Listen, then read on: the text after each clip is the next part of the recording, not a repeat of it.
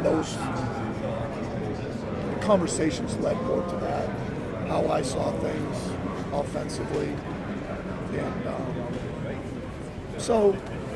What had you heard of? What did you know? Well, I worked with him for like 2 weeks in LSU. And Les Miles got the job. Kirby was on for like 2 weeks. Then he came to Georgia as the running back coach. That was in 2005.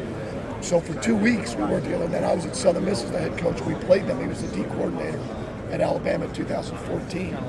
So obviously we didn't do too bad against him. Obviously, he wouldn't thought we were worth a shit. But again, it just it felt right. How did you know? I mean, did it just click with you? Did you hear from anybody? No, I said this yesterday. I think Georgia checks all the boxes. And what I mean by that is you want a place that checks all the boxes to be able to get good players. Because it is about having good players. And the city of Atlanta, an elite academic school, unbelievable facilities, the resources to hire support staff and provide everything you need for your players. And Kirby's a Georgia Bulldog. His heart's there. And in today's day and age, when coaches leave and take other jobs, it's always going to be hard. This is where he's at. So you want stability. And it's nice to be at a place where you're going to be good on defense. You can stay within the framework of what you want to call. And I knew that. And I knew we'd have a chance to win a national championship. I didn't know if we would, because you never can know that. On that last drive, y'all seemed to say, "Fuck it, we're just going for it." He Stetson fumbled, and it was pass. I mean, there were no runs. Did you have any hesitation about that at that time? Before I started calling all those passes, yeah. But you always have a certain amount. To say that you have that abundance of confidence, that's not me. So I had my call sheet there. It's a true story. I haven't said this. So there's certain things I write on the top as reminders. So my eyes go like, whatever it is. But the one on the right side said, "Call it like you'll never get back here again." Now, did I do that throughout the game? No. But at that moment, call it like you'll never get back here again. And so at that point, I kind of emptied out the shots and specials category I got in there, because at that moment, what are you going to do at that moment? Now, what helped that? On the very first play, you hit and throw like that. That enables you to kind of start to feel that way. There is a confidence that goes with that, no matter what calls you're making. So, but Stetson's capable of that. He's one of those rare guys that can have a moment and pick himself back up and still compete. Have you seen him at his lowest? Do you think that after the Florida game in 20, was that his lowest, or was it some other time maybe he was thinking about leaving or whatever?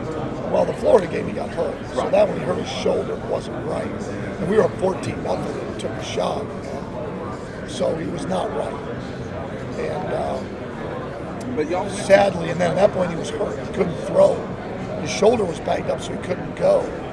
So then it was like, JT's knee was coming back around. So it was like, all right, what do we got to do now? Because Stetson wasn't healthy. Yep. So then we went that direction, and then it kind of went the other way. I'm sorry, Todd. A year ago, you were about as forceful as anybody had been the entire season. I said, "No, he's our guy." It was this week in Miami. Kirby talks a particular way, and you talk another, but you were very forceful. Do you think that mattered going into that Orange Bowl for Stetson? I mean, it obviously didn't when he fumbled, or the first drive of the choke. You don't put that in there. You think sometimes that it helps. I don't know that. It's like I don't think it ever helps. I don't think it ever helps. I'll say this: a player's confidence is everything, right? Just like Kirby's confidence in me, our confidence in our players, the things we say to our children, right, to build their confidence, right? The things of what they can be, right? What you see them as being down the road. I think that there's a lot to that, and But I really did believe that. I did believe that he had made enough plays in big games that would give us a chance to win. But you'd have to ask him in terms of how that affected. How close were you guys? Was it UAB after Clemson last year when JT got hurt? Correct. How close did you guys go, almost going back? Close. I mean, it was a toss-up on Saturday, right? Well, Stetson played his ass off during the week, which is like, you rarely have that in a situation where like you're giving guys equal reps. And Stetson, it wasn't close. I mean, it was obvious that we'll go with Stetson. Now everything kind of worked out, we can see but it was obvious. He threw the 5 touchdowns against UAB, Yeah. right? I mean, it was obvious, that he had outplayed him, leading up to that, or at least practiced him, out-practiced him. And he played.